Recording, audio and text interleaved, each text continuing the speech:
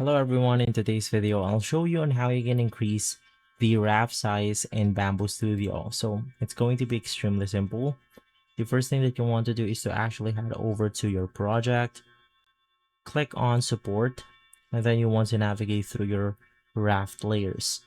Now in here, to increase the size, you want to go ahead and increase the layers itself, or you could also adjust the raft contact Z distance.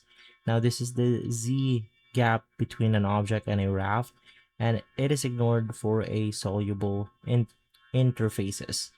Now you can also add sacrificial parts by basically adding brim. So in here, you could just navigate through bed adhesion, add your brim. You can also ticken this out if you want to, and basically from there, you are good to go. If this video has been helpful, leave a like, subscribe, and follow us for more videos like this. Thanks for watching.